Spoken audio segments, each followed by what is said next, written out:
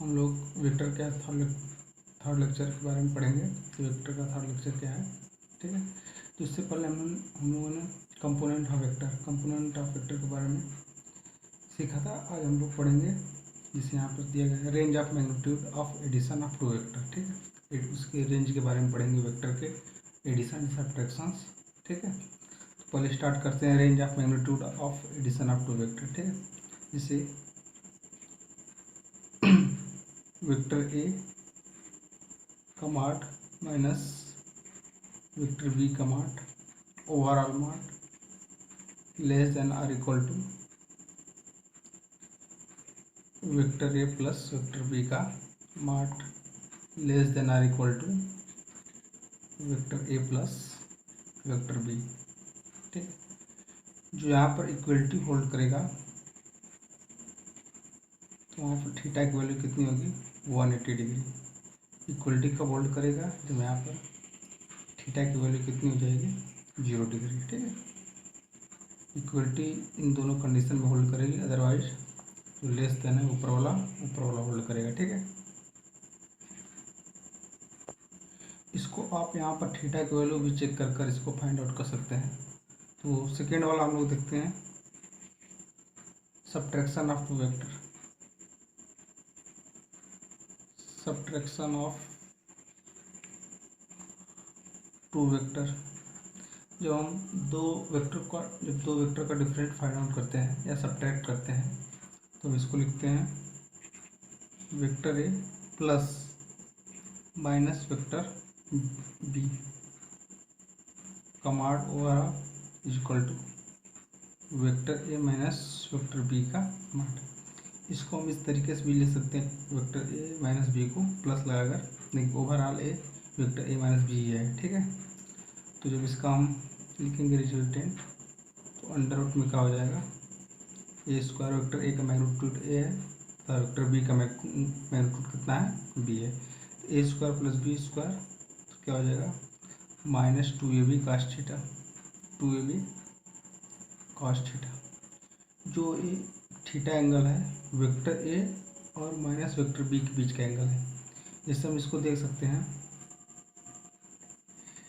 अगर कोई vector A है और ए क्या है आपका वेक्टर बी है, लेकिन यहाँ पर वेक्टर क्या है माइनस बी है, तो इसका हम अपोजिट डायरेक्शन में लिखेंगे वेक्टर को।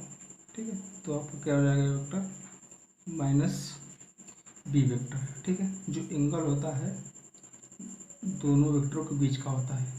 अगर ये एंगल थीटा है वेक्टर ए वेक्टर बी के बीच का एंगल, तो वेक्टर ए और माइनस वेक्टर बी के बीच का एंगल क्या हो जाएगा आपका ये ओवरऑल है। इसको हम क्या लिख सकते हैं 180 माइनस थीटा। ठीक है, तो यहाँ से अगर हम इस तरीके से यहाँ पर थीटा की वैल्यू को हम थीटा की वैल्यू को हम फाइंड आउट कर सकते हैं इस तरीके से भी। ठीक है, या तो माइनस लगा दे यहाँ पर ठीक हो सकता है, या तो फिर थीटा को 180 माइनस थीटा कर सकते हैं। ठीक है, और दूसरा जो है इसका देखते हैं, हम इसको वेक्टर मेथड से भी फाइंड आउट कर सकते हैं। जैसे देखते हैं वेक्टर ए का है आपका, यहाँ पर वेक्टर ए है जिसका मैग्नीट्यूड ए है, और ये क्या है आपका वेक्टर बी है जिसका मैग्नीट्यूड बी है। ठीक है, और इनके बीच का एंगल क्या है जो है थीटा है।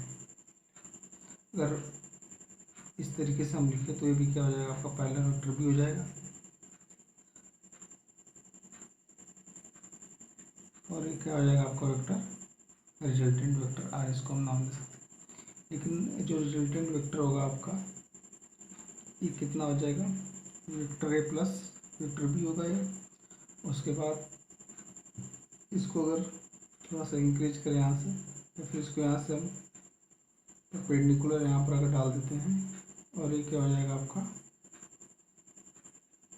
दूसरा वेक्टर, अगर इसको हम यहाँ पर ड्रॉ कर दें तो ये रिजल्टेंट वेक्टर किसका हो जाएगा vector A minus vector B. अगर ये आपका टोटल ए है ये कितना हो जाएगा आपका बी cos थीटा, और इसकी जो वैल्यू हो जाएगी A minus B cos theta. तो यहाँ से भी vector A minus B find out कर सकते हैं, और ये बी cos थीटा है तो ए जो हो जाएगा आपका बी sin थीटा हो जाएगा। इसको भी यहाँ से हम फाइंड आउट कर सकते हैं। पाइथागोरस थ्योरम से।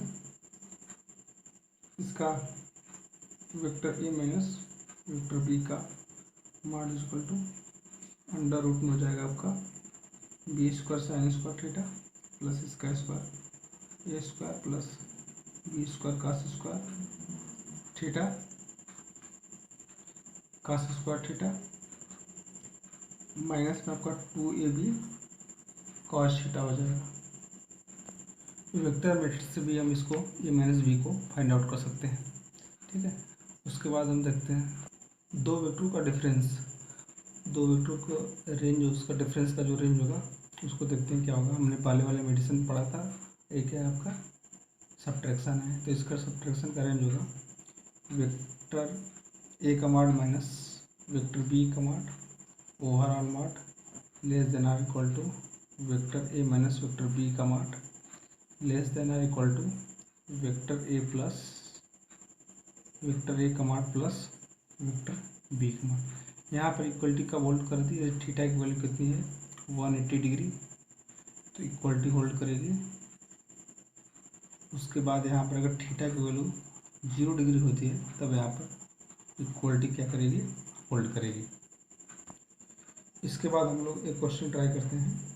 ठीक है, क्वेश्चन दिया गया है if angle made by the resultant of two vector A and B are alpha and beta with A and B respectively which of the following option is right. ठीक है, और कहा गया है कि वेक्टर ए और बीच जो रिजल्टेंट बना रहा है अल्फा और बीटा, तो उसमें बताना ऑप्शन में कि कौन सा करेक्ट होगा। ठीक है, जैसा कि हम यहाँ पर देखते हैं कि mod A is greater than vector A का mod is greater than vector B का मॉड। ठीक है, इसको हम इस तरीके से बना सकते हैं, जैसे ये आपका क्या है वेक्टर ए है और ये क्या है आपका वेक्टर बी है। इसकी जो बीच का एंगल हम कोई मान लेते हैं थीटा है और इसका एक रिजल्टेंट वेक्टर क्या है आपका आर है। ठीक है, ये क्या है वेक्टर ए के साथ अल्फा बना रहा है और इसके का साथ क्या रहा है बीटा बना रहा है। तो पूछ रहा है कि अगर मॉड वेक्टर ए का जो मॉड है इज ग्रेटर देन बी, तो अल्फा बीटा में रिलेशन पूछा है इसमें। ठीक है, इसमें देखते हैं पहले कि अगर जिसका मैग्नीट्यूड अगर हम यहाँ पर देख लिखते हैं वेक्टर ए का mod is greater than vector B का मॉड, तो यहाँ पर जो बीटा की वैल्यू क्या हो जाएगी, जो यहाँ पर बीटा की वैल्यू ग्रेटर हो जाएगी अल्फा से, जो बीटा की वैल्यू ग्रेटर हो जाएगी अल्फा से, और जो बीटा की वैल्यू हो जाएगी ग्रेटर देन हो जाएगी थीटा बाई 2 से, और अल्फा की जो वैल्यू हो जाएगी लेस देन थीटा बाई 2 से। अगर वेक्टर ए का mod is equal to vector B का मॉड, इसमें अल्फा इज इक्वल टू क्या हो जाएगा beta is equal to theta by 2। ठीक है, दोनों क्या हो जाएगी ये बराबर हो जाएगा उस टाइम। अगर उसी कंडीशन में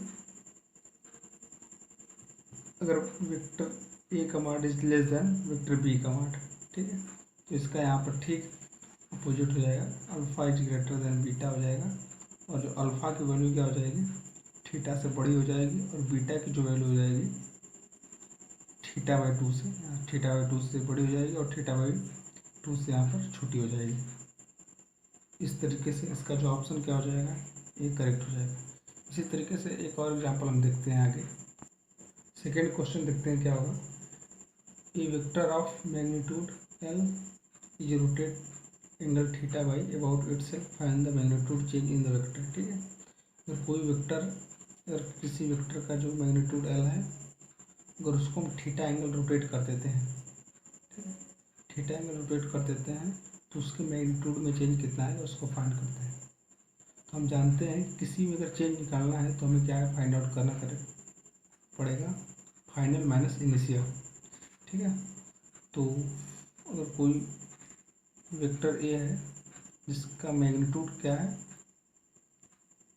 एल है, इसको हम आई आर इनिशियल के नाम से नाम देते हैं। ठीक है, और इस पर किसको क्या है थीटा एंगल से रोटेट कर दिया जाता है, तो इसका मैग्नीट्यूड सेम रहता है, लेकिन ये क्या हो जाता है आपका आर फाइनल। ठीक है, अगर इसको हम इसमें मैग्नीट्यूड में चेंज फाइंड आउट करें तो क्या होगा, R final minus R initial. ठीक है, अगर इसका हम मॉड ले लें तो क्या हो जाएगा, फाइनल माइनस इनिशियल में इस वेक्टर का L square plus L square minus 2l² cos theta. ठीक है, तो इसको हम क्या लिख सकते हैं, अंडर रूट में 2l² 1 माइनस कॉस थीटा। ठीक है, ओवर इसका जो फाइनल मैग्नीट्यूड होगा 2l साइन थीटा बाई 2 होगा, और ये आपका क्या हो जाएगा, L F final minus initial. ठीक, इसको या हम लिख सकते हैं डेल्टा आर, या उसके मैग्नीट्यूड में चेंज। ठीक, इसी तरीके से हम दो वेक्टरों के बीच में एंगल और डायरेक्शन के साथ किस तरीके से एंगल फाइंड आउट किया जाता है उसके बारे में सीखेंगे। ठीक है, हम दो वेक्टरों के बीच का एंगल फाइंड आउट करेंगे। अगर दो वेक्टर दिया है तो उसके बीच का एंगल क्या होगा उसके बारे में एक दो एग्जांपल इसमें देख लेते हैं। जैसे क्या है, आपका वेक्टर ए है और ये क्या है, आपका वेक्टर बी है। ठीक, इसके बीच क्या है, एंगल थीटा डिग्री है। तो वेक्टर ए और वेक्टर बी के बीच का एंगल कितना हो जाएगा, थीटा डिग्री हो जाएगा। ठीक है, इसको हम theta vector A B equal to, अगर यहाँ पर 60 डिग्री दिया हुआ तो 60 डिग्री हो जाएगा। ठीक, उसी तरीके से हम यहाँ पर जैसे ए क्या है आपका वेक्टर ए है और ये क्या है आपका वेक्टर बी है। ठीक है,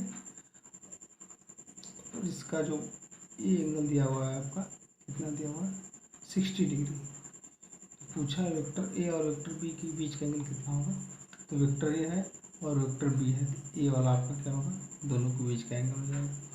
ये टोटल कितना हो जाएगा 180 में अगर 60 माइनस कर दे तो कितना हो जाएगा 120।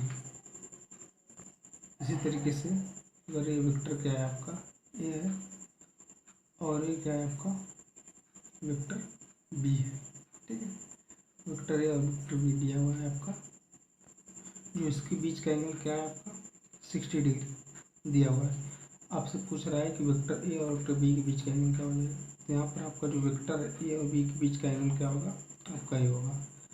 तो वेक्टर ए और वेक्टर बी के बीच का angle theta equal to vector A vector B equal to कितना हो जाएगा 300 डिग्री, क्योंकि टोटल कितना होता है 360।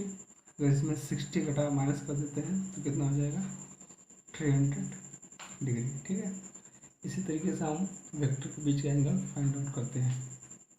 उसके बाद आगे हम देखते हैं, यहाँ पर हम देखते हैं एक क्वेश्चन। ठीक है, इनके बीच का एंगल फाइंड आउट करना है, हम इसको किस तरीके से लिख सकते हैं, तो क्या दिया हुआ है और क्या इसका मैग्नीट्यूड क्या है, इक्वल है। तो vector A plus vector B का मान is equal to vector C का मान। ठीक, तो इसको हम क्या लिख सकते हैं, A square plus B square plus 2ab cos theta is equal to C square. ठीक है, ए प्लस बी स्क्वायर को हम क्या लिख सकते हैं,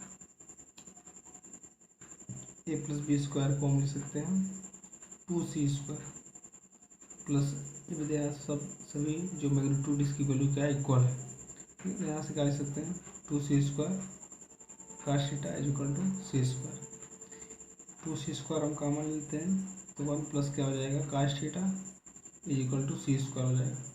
सी स्क्वायर से सी स्क्वायर कैंसिल कर दें, ओवरऑल कॉस थीटा की वैल्यू कितनी हो जाएगी -1/2, जो यहाँ से थीटा की एंगल कितनी निकल जाएगी 120। ठीक है, तो यहाँ पर जो एंगल ए और बी के बीच का जो एंगल आया है वेक्टर ए और बी के बीच का जो एंगल 120 डिग्री होगा। ठीक, इसी तरीके से हम बहुत से एग्जांपल इसमें क्वेश्चन कर सकते हैं, सभी इसी तरीके से फाइंड आउट किए जाएंगे।